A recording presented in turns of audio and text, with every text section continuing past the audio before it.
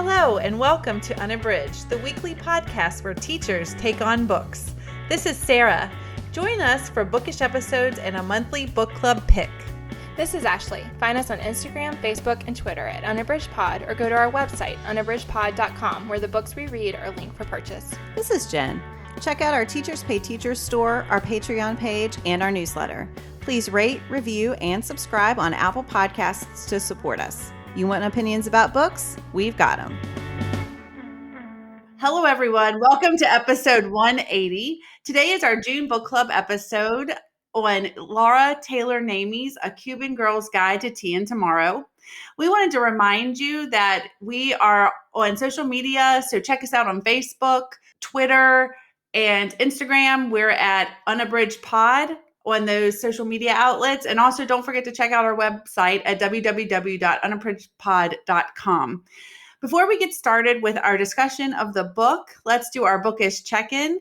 Ashley, what are you reading today? So this one just came out yesterday. So I was reading this a little in advance with NetGalley. I'm reading an e-copy, so I'm happy to do that. And this is Farida Abike Iyemide's Ace of Spades. And I was really compelled to read this one. I was excited when I saw the promos for it because it takes place at a private school. It has a lot of things going on and it just looked really compelling. And so I haven't read very much of it yet, but I am really interested in the characters. It has two protagonists who thus far have very different lives and are not particularly intertwined. So there's Devin and there's Chiamaka. And they both are at this elite private school together, but Devin is there on scholarship. He's very aware of how different he is from a lot of the other students,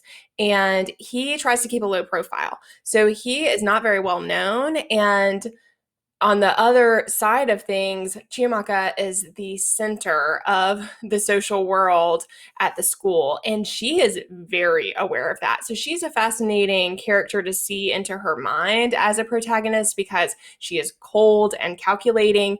She has a very tight friend group, but does not see them as friends. She is very aware of how they use each other for social status, and every move that she makes is carefully calculated. And she is extremely popular, extremely talented. She's very intelligent, and so she is very determined to climb every ladder so that she can be at the very top. But right in the opening part of the book, there's the ceremony at the beginning of their senior year, and they are announcing the prefects and kind of the head, basically the people who are going to be the head of the school government. And she, of course, is the lead of that group, which is no surprise to anyone. But then Devin's name is called. And I mean, his friend has to kind of tap him and be like, get up. That was your name, and you have to get up, because he cannot fathom why he's been chosen for this when it's clearly a popularity contest. And again, he tries to keep a low profile. He feels like no one knows who he is, so he can't fathom why this is happening. So that happens right at the beginning. And from there, we start to learn that both of them have some pretty substantial secrets that they do not want other people to know. And yet those secrets are becoming known in a mysterious way. And so we see that happening to Devin first, that a photo is revealed that he doesn't know who has leaked the photo, but it shows him with another guy and they're together. He thinks at first that the other guy had leaked it on purpose because they had broken up, but the other guy's clearly clueless too. So it becomes this question for him of, why is this happening? And there are some things at stake for him. He doesn't really want his sexuality to be open to everyone. And so there's his desire to, again, keep a low profile and stay out of the spotlight. And this is shoving him directly into the spotlight. And he is concerned about what those ramifications are going to be. And so we see that happening. And then simultaneously, we find out that Chiamaka has this really troubling secret that she and another student had happen that she is trying to hide. So there's a lot of, I think the mood is really great in this, and there's a lot of tension, and it's unclear why events are coming to play the way that they are, but there's a feeling that there's someone who is pulling some strings and making a lot of things happen on purpose. And so it's really interesting so far, and I am interested to see what happens. So again, that's a brand new release. It just came out yesterday, and I think it's going to be a great read. It's young adult, and it is Farida Abike Iyemide's Ace of Spades. I really would like to read it. I'm reading it now as well, and it's very intriguing. I'm doing the Ashley thing, and I'm reading like 6 books. It's fine. That's what I saw that Jen posted, and I was like, oh, I'm reading that too. So I was excited that we're both reading it, and I'm looking forward to talking about it. Jen, what are you reading? So one of the other books I am reading right now, I am listening to Isabel Wilkerson's Cast, The Origins of Our Discontents. So my real life book club chose this as their May book. And then I'm also doing a side buddy read, a read to learn buddy read with Tony in June about this one. So, and it is narrated by Robin Miles, who is fantastic. So Wilkerson is the author of The Warmth of Other Suns, which I talked about at the very beginning of 2021. And that was a primarily historical book. And this one has history in it as well, but it is also, I would say it's sociological. So it is looking at the function of caste in our society, the way that we have put Black Americans at the bottom of society. And it is comparing it to the caste system of India and to the very deliberate way that the Germans built a caste system to put Jews at the bottom between World War I and World War II. And there are some parts of it that I'm familiar with already. But what I think Wilkerson is doing that is really new that I haven't seen before is she is looking at the way these different countries studied each other's caste systems to make theirs more effective. I had no idea that the Germans studied the American caste system, that is not called a caste system, to build theirs in Germany before World War II, that they looked at our laws to figure out ways to denigrate the Jewish population. I had no idea. I didn't know that either, Jen. Wow. It is that chapter. I was driving when I was listening to that chapter, and it made me gasp. I just had, I don't know why that one hit me so hard, but it really did. And she talks also about the pillars of caste and what societies have to do to make caste systems stick so that it's more than just legal, but it's the way that the people in the society think about the way their society is structured. And then she intersperses that with personal stories and anecdotes of times that caste has impacted her or people she knows or people from history. So it's this amazing blend of the personal and the societal and the global that I am finding really fascinating. I think we're going to have a lot to talk about. I always have that regret with nonfiction. It's really fascinating that I'm listening because a lot of things are having impact, but of course I don't have, the attention to detail that I do when I read it in print, but I'm also so glad to be reading it. And again, Robin Miles is a fantastic narrator. So that is Isabel Wilkerson's Cast, The Origins of Our Discontents, which I am just learning so much from. Wow, that sounds great too. I think I've seen that all over Instagram, and I would like to read it. I think I would like it on audio because I like to read nonfiction on audio. Yeah. So yeah, it's really, and because she has those stories in between, so it is dense, but it's not. She is a great storyteller of history, and so I think it works really well on audio. Yeah. Awesome. What are you reading, Sarah? Well, this is a book that I started a long time ago, and then I got sidetracked with other things. And then at some point I had put it on hold at my library, the audiobook, and the audio came in.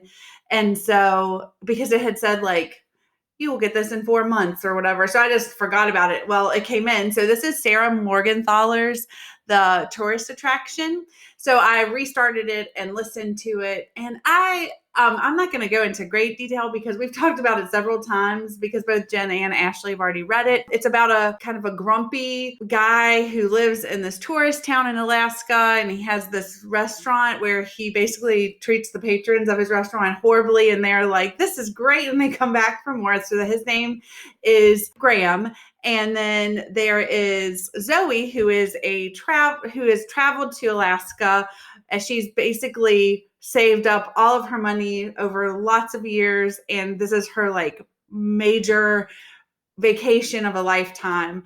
And you know, there's some drama, there's some love, and there's a moose who is the kind of the mascot of the town. And it's just a great light read. And I think here for summer, it would be a great beach read. And I think anybody that enjoys romance, and it's not a huge emotional investment, but it's just a fun read. And I think it's great for the summertime. So that is Sarah Morgenthaler's The Tourist Attraction. It is actually the first in a series, and the second one is Mistletoe and Mr. Right, and I actually put that on hold at my library, and if it comes in this summer, I will be reading the holiday book in the summer because I'm just interested to be back with these characters. So it's really sweet. I like it a lot. Yeah, that's such a great read. And the series I liked all the books. I really did. I think I talked about I don't remember which one I talked about this, but just that sense of a town and that you're returning to the town and the community. And so you have these characters who are returning. I really love when that's done well in a series. And I just found myself too, like laughing at some things. I mean, she just has there's wit, and I just really like it. So, and again, I wanted to read something without a lot of emotional, real estate being taken up. So it's been perfect for that. Okay, we are now going to get into our discussion of Laura Taylor Namey's A Cuban Girl's Guide to Tea and Tomorrow. Before we actually start our discussion, I wanted to just read a quick summary. This is a YA book, and here's the summary. The plan for Lila Reyes has always been to graduate high school and become the head baker at her abuela's pastry shop in Miami. However, when 3 traumatic life events occur, Lila's parents send her to England for the summer against her wishes. As Lila makes friends and becomes part of the community of Winchester, England, she slowly finds herself, friendship, and love in the small English town. So let's talk about overall impressions. Jen, what was your overall impression of this novel? I really loved this. I knew when we chose it that I would like it, but I loved it more than I expected. The cover is very much focused on this beautiful young couple. And while there is definitely a romance that runs through the story, I think I really loved the fact that that Namey makes it about so much more than just the central romance. And she builds Lila as a really strong character who is a very complicated character. She is at a time in her life when things would be changing anyway, but because she calls it the trifecta occurred, her abuela died, her best friend basically, she feels, ended their friendship, and her boyfriend broke up with her, all very close together. She is contending with more change than most kids that age contend with. And so I thought it was just a really rich story. And I loved the way that Namey used this change in setting to make Lila reflect on who she is and on what matters. And she loved her abuela so much that she's a huge part of her identity. And so in some ways, leaving Miami is mirroring leaving abuela and is making her think about how she can go on without her. I could go on and on. I feel like I'm already pretty rambly, but I really, really loved it overall. Yeah. How about you, Ashley? Yep. I thought it was strong to start with, and I liked it. And then the farther that I got into the book, the more I loved it. And I think particularly with this kind of book, that is hard to do. A lot of times with romance novels, I find that I really love them, but I get a little worn out in some ways toward the end. And this one, I just felt like got stronger and stronger. And I loved what Namey developed the farther I got into the book. So ultimately, I absolutely loved it and thought it was really phenomenal about a lot of different topics that, like Jen said, she's able to touch on that go so far beyond the kind of typical teen romance experience that can be fun to read about. But this one surpasses that in so many ways. And I thought that all worked really, really well. Yes. What about you, Sarah? Yeah, I mean, I just have to say ditto because it was not what I expected from the cover. I thought, and like you said, Jen, I thought I would like it, but I did not realize how much I was going to love it. And also, like you said, Ashley, the further and further I got into it, the more I just fell in love with these characters and the sense of family. And I just think that Namey is just so good at writing, like when you're in that moment when you've graduated from high school and you're trying to find yourself, but also you're holding on to the things that mattered to you.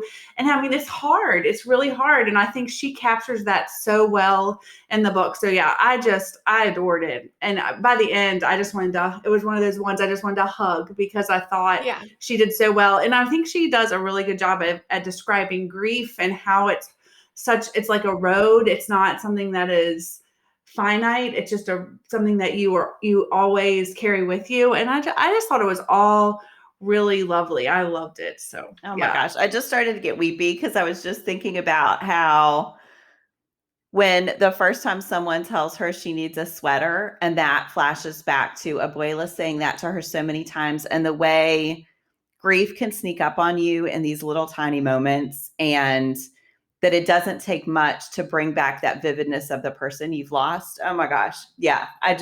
Well, there was a part in the book where Leela and Kate, who she's staying with, they're having this conversation.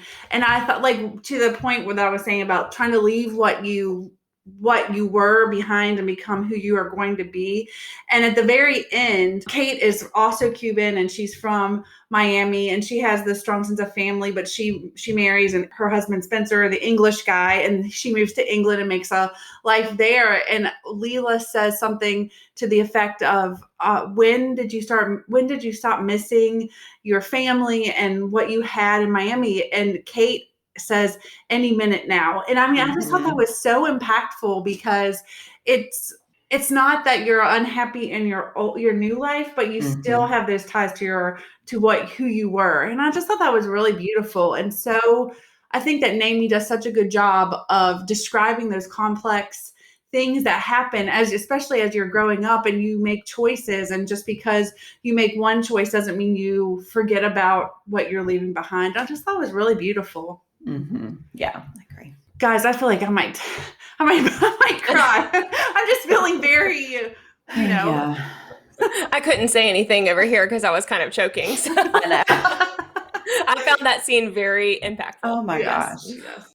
I think we all know that there were a lot of things that worked for us. So, but let's each of us just pick one thing that really worked for us, maybe that we found unexpected or whatever. So, Ashley, what is something that worked for you? Yeah, I think just building on what you said, Sarah, about that scene with Kate and Leela, what I really loved was the attachment to place and how our home is not just our people, but also our place. And so she has this attachment to Miami and she's in love with Miami as a city.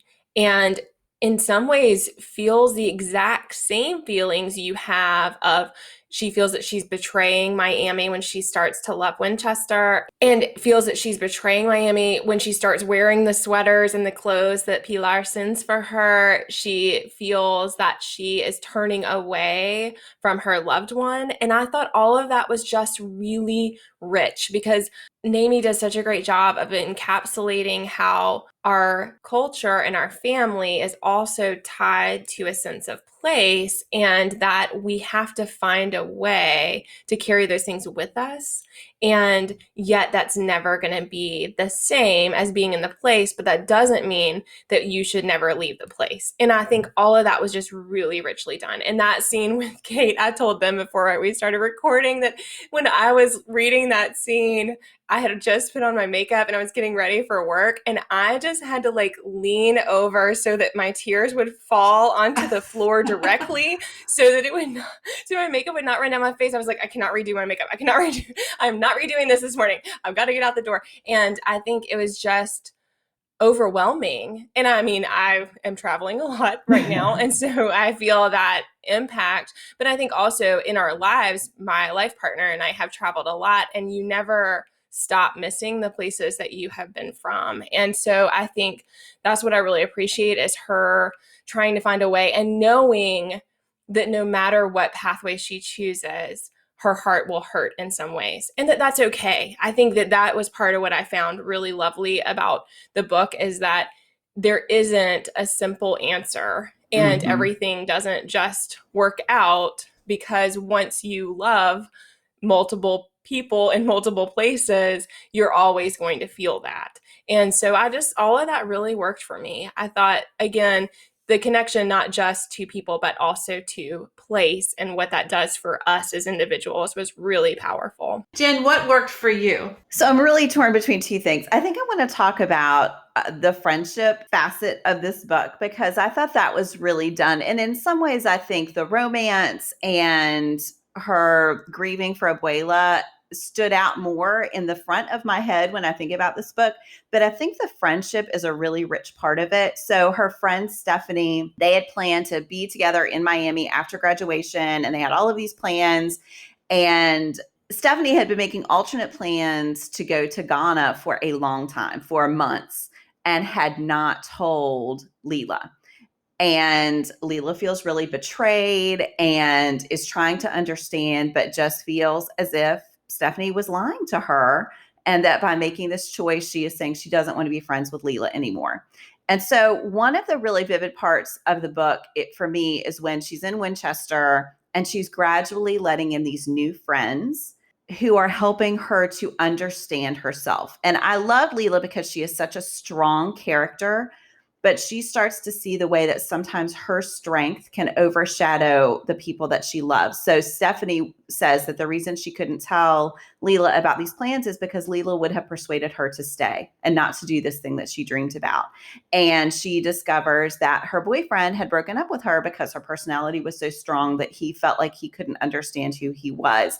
And so I really appreciated watching Leela make these new friendships where she is complimenting people with her strength rather than overshadowing them, and opening her world a little bit in ways that I thought were really rich. And I do think sometimes when you have a best friend in high school, you feel like that person is your person, and there's not really space for other friendships. And so to see her learn that she can have different types of friendships with different people, and that she can fulfill different roles for people, I just really thought all of that was really realistic, really well done, really important part of growing up and figuring out who we are. And also that part of her identity was becoming clearer for her, how she could kind of navigate that strength and temper it a little bit. So yeah, that really worked for me.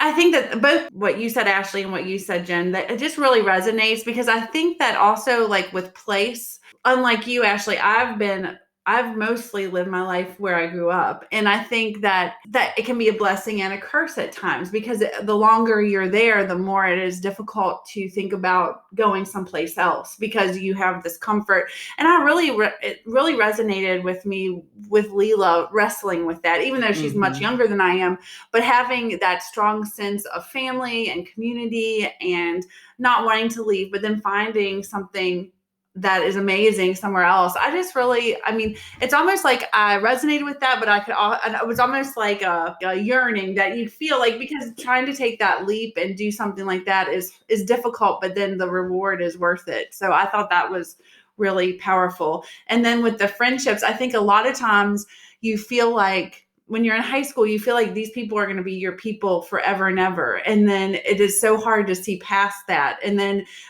once you become an adult, oftentimes you find your true people, because you get to meet lots of different people the older you get. And I think she does such a good job of putting into words the way it feels when you are kind of breaking those strong bonds, and that you will still be in each other's lives, but not in the same way you were. It just makes me want to just sob, because I just think she perfectly captures that in between, when you're in between being a child and an adult. And she does such a good job with that. Yeah. Sarah, what worked for you? I'm going to go with something that was more minor than what you all were talking about, but something that really resonated with me was Leela's relationship with Flora, Orion's younger sister. And Orion and his dad and his sister are going through this really difficult time of his mom having early onset dementia and trying to navigate that. And I thought that was all so well done as well. And Flora is 15. She's trying to find her way. She doesn't have her mom. And Leela sees her vandalizing something. And instead of, telling on her or making this huge deal, she takes her under her wing, and they build this lovely friendship and almost mentor and mentee. And I wanted to sob during that whole part where basically Flora doesn't want to have this mentor mentee relationship at the beginning. So Leela tells her that she won't tell Orion that she found her doing this vandalism if she comes and helps her in the inn where she is running the kitchen for Kate and Spencer. And Flora comes and does it like under duress, does not want to, and she ruins some pastry, and Leela is like, we have to serve it. And then Kate comes in and she knows that it's not Leela, but she addresses Leela, and Leela takes the blame. And Flora sees all this stuff, and Leela is so mature, I think, based on the way that the responsibility she had in her family business and all the things that she is going through. She sees Flora for who she is. And so when she takes the heat for the ruined pastries, and Flora observes that, and all that whole thing where Flora realizes that Leela is looking out for her, and then she starts trying. I just thought it all seemed very authentic. I thought it built in a way that I thought was really beautiful. And I just loved Leela's character, in that she saw this young girl who was grasping for something and losing her mom. I just thought it was beautiful. And I loved that relationship and how it progressed throughout the book, and how Leela became this huge person for Flora. And then at the end, when Leela gives Flora her abuela's necklace, I just thought there were so many parts where I just wanted to sob, because I thought it was just so beautiful and touching. So that's mine. It's the relationship between Flora and Leela. I love that. Yeah, I loved how Leela had come to realize that she steamrolled some of her friends. And that moment where she realized about Stephanie and the running, Yes. and how she never, I'm terrible. My friends know I'm terrible about steamrolling things. And that moment where the light bulb comes on and you're like, oh my God, they've been trying to say that. She's tried to tell me this over and over and over again, and I never heard her.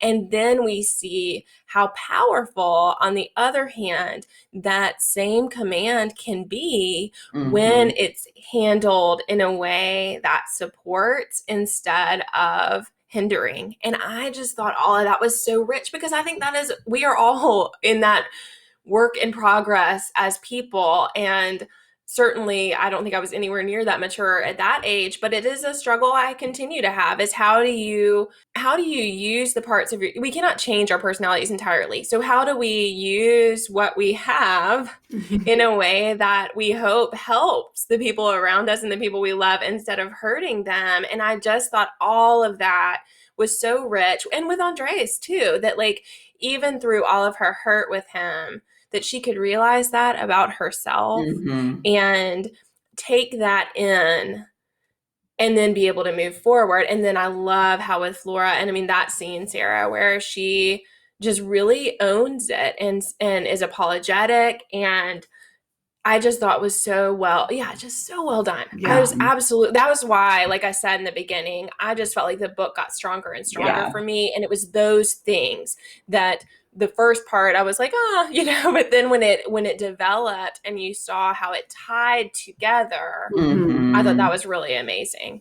Can I say one more thing? And I know this is cheating. I just want to mention, I loved the way Leela's relationship with her sister and her parents was in the background of most of the book. And that I think I'm conditioned in some ways to feel like if she's loving these people, she must be there's some big conflict with the people she's left at home. And certainly she was upset with them because they sent her to England against her will. But her love for her sister, for Pilar, never wavers. It is always there in the background, and you see the affection between them. They are very different. It's not that because she was best friends with Stephanie, she couldn't also have a strong sister relationship. I just think Namey does such a good job of acknowledging the breadth of people we need in our lives to be healthy people. Mm-hmm. And you have to make choices, but it doesn't mean you're choosing one person over another. And I just thought that I didn't want to not mention her sister and her parents because they are there in the background, even though they are not at the forefront of the choices she's making in the book. Sorry, cheating. No, that's okay. Yeah, I like that too. I know. I want to keep going too. It's funny because I just want to mention one more scene. I loved that scene with the Cuban music when they were cooking in the kitchen together and dancing. I just thought that I hope this becomes a movie, and I think that would be such a beautiful scene. But I loved how you just see her coming into herself and how as she does that, she lights up the people around her. And I just absolutely loved that. And I believed it. I believed that as she learned to heal, but also to accept the ways in which she would not heal, that she could bring this beauty to the people around her. I just thought that scene was just phenomenal. That one really stood out to me. And then the one where they had the conversation about missing Miami. I just thought all of that was just masterful. Yeah, I totally agree. All right. Well, I think it's no secret that there are a lot of things that worked for us in this book, and we could go on, but we're going to move to, and I think that we probably could all have like a lot of quotes to discuss because it's just, she just does a really good job of capturing things in words, I think, that and expressing things that are happening with this beautiful language. So I think that we could all pick a bunch of quotes, but we're each going to just do one. Jen, what is your quote? So I chose one. This is at the end of the book when Leela's dad asks her if Orion loves her. And she says, I close my eyes as inner snapshots flip. Orion Maxwell has never said the words, but he's also shouted them a million ways, a million times. And I think this book does such a good job of showing how love is something that we enact, that we show through actions. I think that Leela is doing that every time she's cooking for her friends and for Orion and for her family. I think that Orion does that every time he has the sweater so she won't get cold, and he just makes sure that she's taken care of. And it's in those little details that I think Namey builds realistic, believable relationships. It is a long time before Leela and Orion even admit to themselves their feelings for each other. And yet we have seen it through their actions for so long. And it's not, I don't know, it's not cheesy. It's not over the top. It is so sweet and so sincere and so thoughtful. And yeah, I just really, really loved that demonstration of the way people show that they care for each other. I feel like Orion and Leela are both very mature for their age, but I think it works because you see how much responsibility both of them have in their independently. And then, while I was reading, I was like, have they kissed? Because I did the same thing. Because they show each other how much love they have for each other in so many ways. But I mean, there is no really intimacy or anything like that for a very, very long time. And so I think that is a great example of an excellent quote for this book. Thank you. Ashley, I know what yours is, and this was one of mine too. So Ashley, what is your quote? Yeah, I was going to say that I think all three of us had this one or something very similar for her relationship with Abuela. So there's so many things we could discuss in this book, but for sure, her relationship to her Abuela is central to who she is as a person. And we see that throughout the book. And that is definitely part of why that trifecta of loss hit her so hard. And so this is one example of that, this passage. For me, she had to rest where I could hold her forever, a heart home warm and worthy of her. I decided to leave her where I found her. I left her where she found me as a toddler, at her feet with a clanging set of measuring spoons. I left her where she grew me. No, not in a white coffin and not in a long-term care facility. I left my abuelita in the kitchen. And I think that why that was so powerful to me is that, for one thing, there's just not a right way to grieve. And I think that this book shows how different people hurt in different ways and different people learn to carry that in different ways. And so I loved how I think we see that with her. We see that with Orion and the way that he deals with his mom, that there's not one way to be and that we just have to take it as it comes. And I just think all of that's really rich. And also, like I said, I think what I love is that relationship is central to her as a person. And I think that's what's so beautiful about it. And I think it just really shows the way that we carry the people we love in everything that we do. And every time she makes food, and that's why I love that scene with the music and her friends, because not only was she there, but her abuela was there. And I just think like that is so beautiful. And the book does that so well in a way that I don't see in YA a lot. I think I see that we see loss, but I think we don't always see how we carry our heritage and our ancestors with us in our journey. But I think that is so beautiful and something that I want teens to see. And then I sometimes think, I think in our culture, we've talked about this before, but a lot of times in America, we try to just not talk about loss. And I think that we do that because it doesn't hurt so much. But then I think sometimes we then are looking away from some of the things that would bring us some healing if we could embrace them. And I think that's what she's doing there. She just really is embracing that it's okay to hurt, but it's also okay to move forward and to carry on with this beautiful thing that her abuela taught her to be. And so, yeah, I just absolutely loved all of that. And I wanted to say, too, that I feel like I feel very teary talking about it, but the book is beautiful and it is not heavy. So even though I think it is very poignant, and I felt a lot of positive emotion. So I just wanted to say that I think that as we discuss, some of these things might sound heavy, but in a lot of ways, the book is not. Yeah. It's lovely. It's joyful. But it is. It's joyful. It's joyful, and it's joyful even in the midst of sadness. And I think that's what I really liked about it. Yes, I love that term heart home. Like I never thought of it that way, but that's truly what it is. And when I read that, I was like, that is what it is. Like the people that you carry with you in your heart home. I just think that's beautiful. Yeah, that's what I'm glad you said that, Sarah, about it being joyful, because I think that's it, is that even though the things are hard, because life is hard and we never get over those losses, and yet Namey shows a way that we can embrace that as part of a whole instead of trying to turn away from it. I think in a lot of ways, I think that's why this book was unexpected to me, is in a lot of ways, when she went to England, I expected her to love it.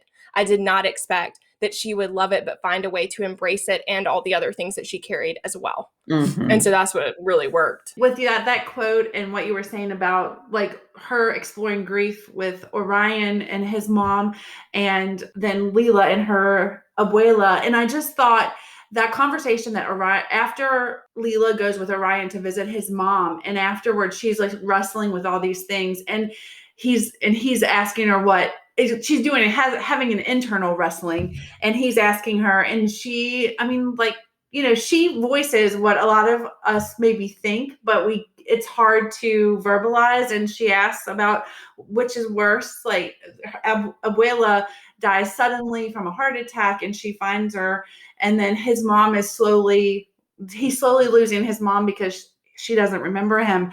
And I just thought that all was really verbalizing that. It's like what you said, Ashley. A lot of times we don't say those things because we're afraid of what people will think, or it's just not okay. It feels like it's not okay to talk about those things, but those are things we should be able to talk about and verbalize and wrestle with. And I just thought that was wonderful that they were able to have that and talk about it. And I mean, both are horrible. And it's just being able to talk about that with someone, I think that's really important. Yeah, I loved that too. Sarah, what was your quote? So my quote, I just felt like this quote embodied Leela as a person. So that's why I picked it. It was early in the book, and when I read it, I automatically marked it. And I do think there are some quotes like the ones about Abuela that are maybe more like kind of touch your heart more. But I just love this quote because Leela is such a strong character, and she is not without flaws, but she is determined. And I loved her, and I love her for young women to be able to read. And so the quote I chose was impossible. I'd heard this word before and pounded it like a hard coconut shell. Then I used the rich white flesh to make a cake. And I think that describes Leela so well, and that's why I chose it. So I think that all that we've discussed has shown why this quote embodies Leela's character. Yeah. I just loved her. Yeah. So we are going to move on to our pairings. And Ashley, will you start with your pairing? Sure. So this was one of my very first YA reads when I moved here to Virginia. And it was one that Jen shared with me. And I had read virtually no romance books prior to this and had quite a bias against them. I've talked before about how I'm sorry now for the prejudice that I carried against genres, because I now understand that all genres have a place and that there's still some I don't love, like thrillers, for example, I don't absolutely love, but I have come to understand that one kind is not better than another kind. But I definitely had that attitude, which I think is important to acknowledge. So just because I wish I hadn't, but I did, and now I've learned, and I'm grateful. So this is one of the ones that has changed my attitude, and it's Stephanie Perkins, Anna and the French Kiss.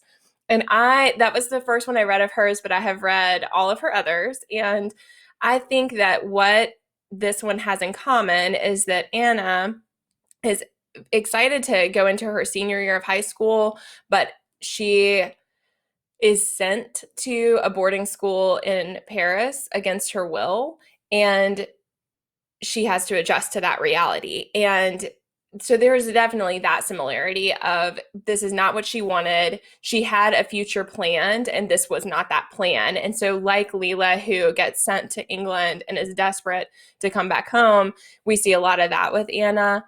But similarly, as she stays there, she meets Etienne, and he has a complicated relationship with his family and a lot that he's working through.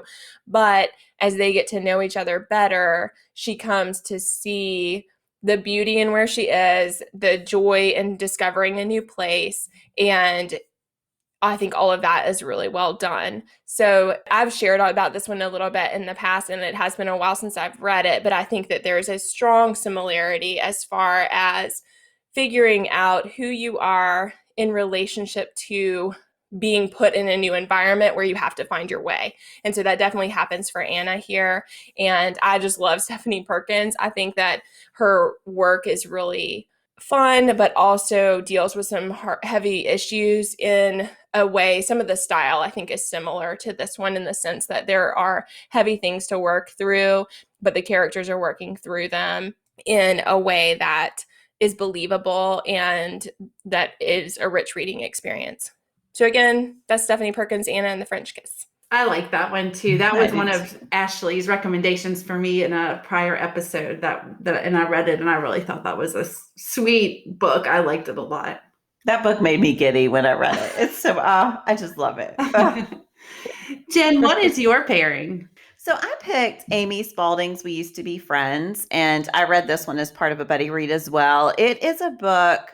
I chose this because it is about the end of a high school friendship as the girls are getting ready to graduate. It covers really the whole of their senior year, but it reminded me of Leela and Stephanie's friendship.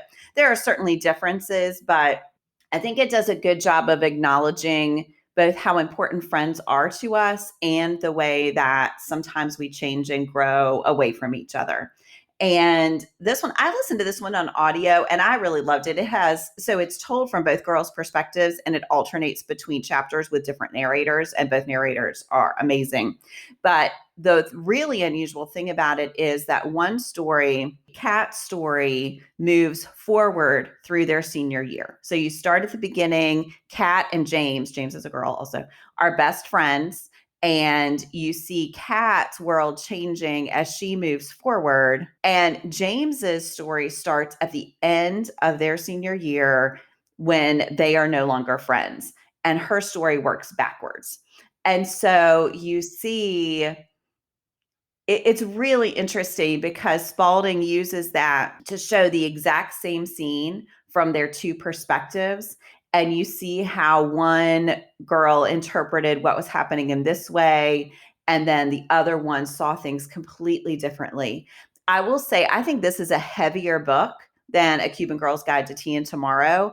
The last chapter of the book, I was absolutely sobbing because you have reached the point where you see and understand what they have lost. And so there are parts of it that are really heartbreaking, but I really appreciated the way there are romances in the book as well, but they are really not the focus. The focus is on this central friendship. And you see some of the same journeys that Leela's going on, understanding that your best friend doesn't have to be your only friend, things like that. But also just that the loss of that friendship is impactful. And it's not something, I think sometimes we brush aside friendship in favor of romance when we look at YA books. And so this is one that didn't do that at all, which I really liked. But yeah, get ready, get your tissues out. I mean, it it is really poignant in places. So now you all want to read it right now because we're in such a good place. Sarah, what's your pairing? So I'm going to go with Elizabeth Acevedo's With the Fire on High. And we actually did a book club episode on this book. It's on episode 89.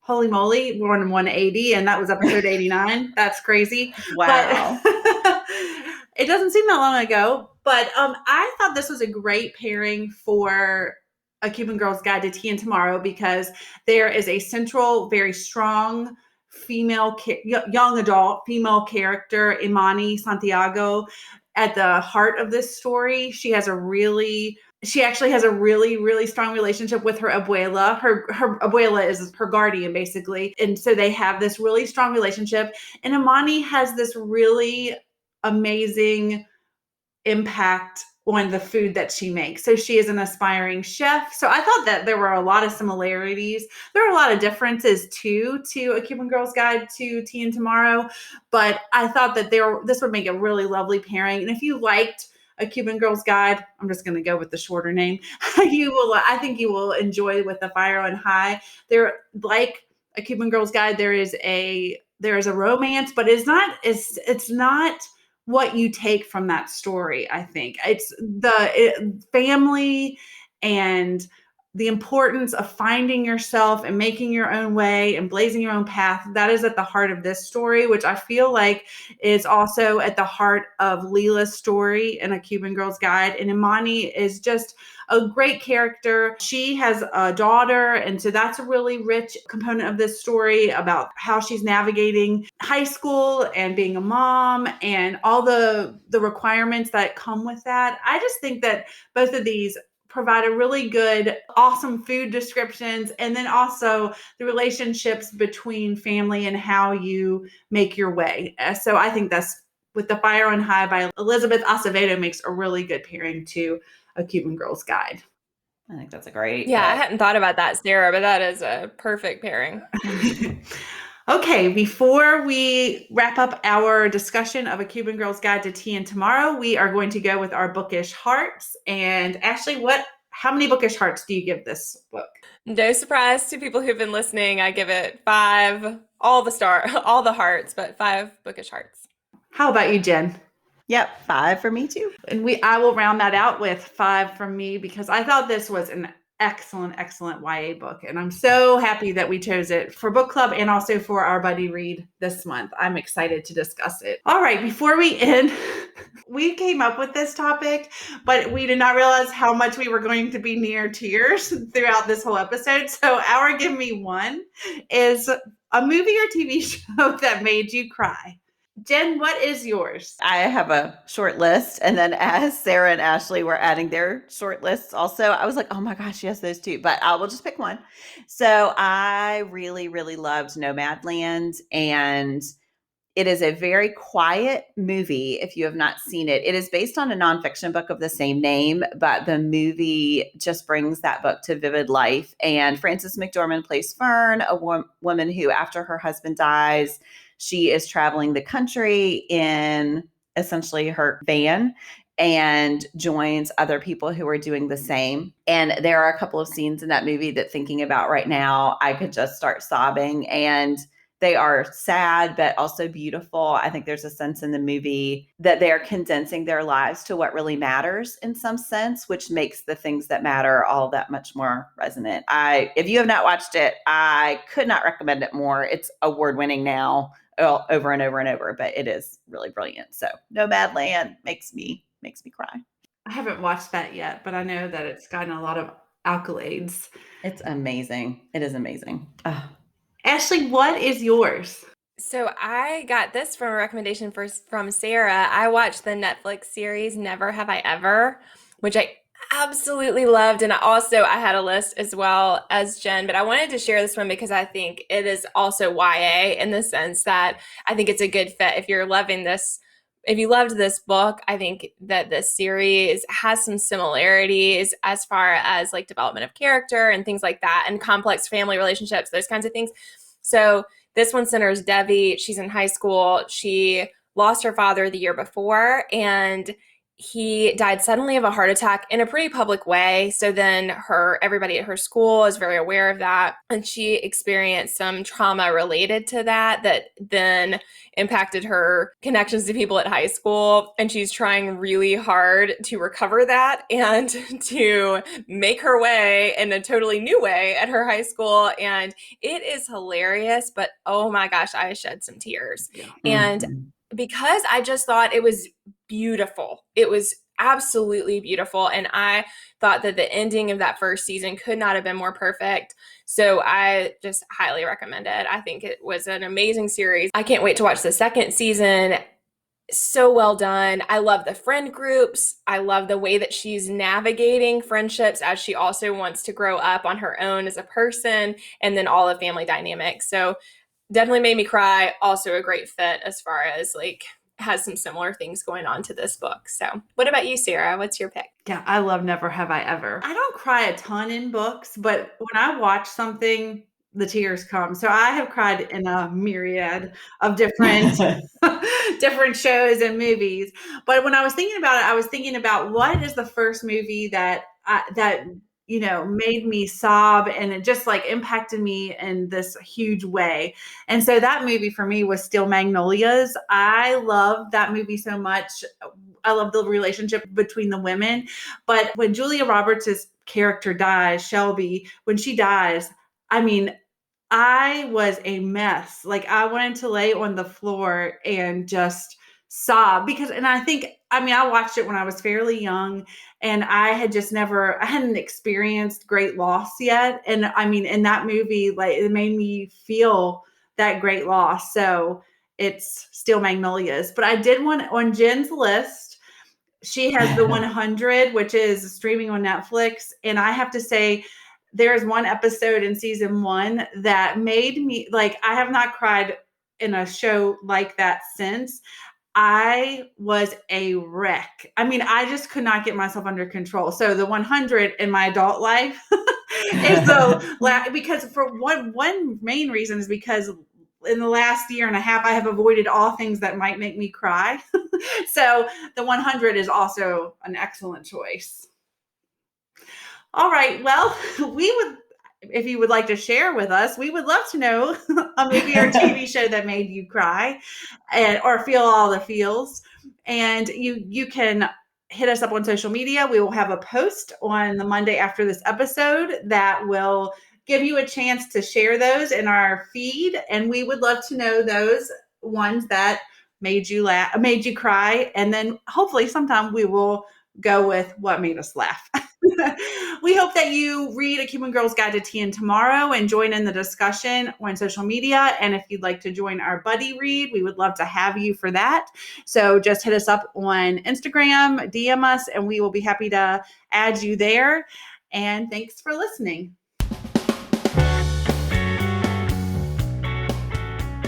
Do you have comments or opinions about what you heard today? We'd love to hear them. You can find us on Instagram, Facebook, and Twitter at Unabridged Pod, or on the web at unabridgedpod.com for a list of ways to support us.